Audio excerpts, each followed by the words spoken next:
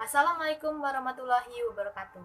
Perkenalkan, nama saya Alvina Heria dari kelas 9 IPA 6. Di sini saya akan ceritakan sedikit tentang salah satu pahlawan, yaitu Sutomo.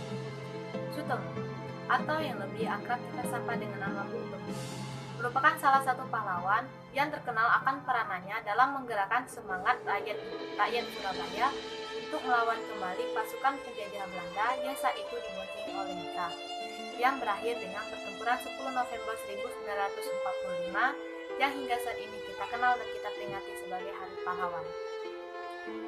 Sutomo lahir pada tanggal 3 Oktober 1920. Ia lahir di lingkungan keluarga yang sangat menghargai pendidikan. Ayahnya bernama Kartawan Cipto Wijoyo dan ibunya bernama Subastita. Sutomo kecil telah dikenal sebagai pribadi yang pekerja keras dan juga jujur. Saat ia berusia 12 tahun, Sutomo terpaksa harus meninggalkan pendidikannya di Bengkulu. Namun, karena sifat pekerja kerasnya, ia tidak menyerah dengan keadaan. Ia akhirnya melakukan berbagai pekerjaan kecil-kecilan untuk menghadapi keadaan yang sedang melanda saat itu. Lalu, ia pun bergabung ke dalam KBI atau Kepanduan Bangsa Indonesia, di mana di dalam KBI ia menorehkan salah satu prestasi yang besar, yaitu menjadi orang kedua yang mencapai tingkat Pandu Garuda di Hindia Belanda, di mana sebelum pendudukan Jepang hanya 3 orang yang dapat mencapai tingkat Pandu Garuda. Sutomo juga dikenal sebagai jurnalis yang sukses. Saat ia mulai terjun ke dalam dunia politik dan sosial, ia terpilih menjadi salah satu anggota Gerakan Rakyat Baru yang saat itu dipelopori oleh Jepang pada tahun 1945. Pada bulan Oktober dan November 1945, Sutomo menjadi pemimpin rakyat Surabaya untuk melawan kembali pasukan Inggris yang saat itu ingin mewujudkan persenjataan tentara penjajahan Jepang dan membebaskan kawanan Eropa.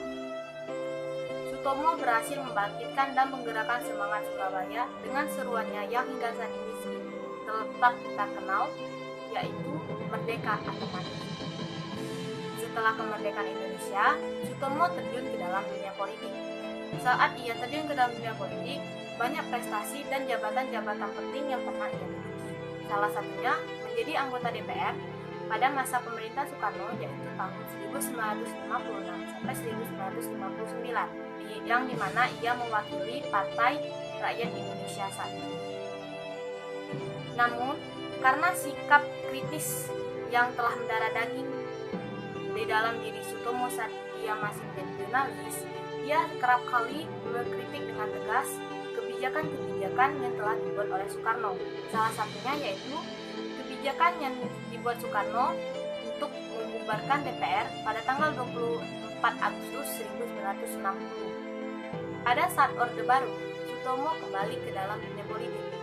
Namun, lagi-lagi ia dikecewakan oleh Soeharto yang saat itu menjabat menjadi presiden.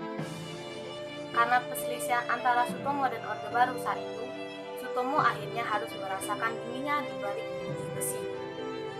Akibat gesekan antara Orde Baru dan Sutomo yang semakin kuat, Sutomo seakan-akan tidak dianggap kepahlawanannya saat peringatan Hari Pahlawan.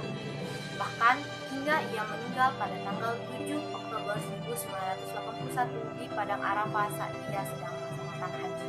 Jenazahnya lalu dibawa kembali ke tanah air, namun tidak dimakamkan di pemakaman pahlawan, tetapi dimakamkan di Taman Pemakaman Nagel, Surabaya. Karena gesekan yang kuat antara Sutomo dan Orde Baru, Sutomo tidak dianugerahi gelar pahlawan. Namun akhirnya, oleh Presiden Susilo Bambang Yudhoyono, Sutomo dianugerahi gelar pahlawan pada tanggal 10 November 2008 bertepatan dengan Hari Pahlawan. Itulah yang dapat saya sampaikan. Bila ada salah kata saya mohon maaf, kepada Allah saya mohon ampun. Saya akhiri. Wassalamualaikum warahmatullahi wabarakatuh.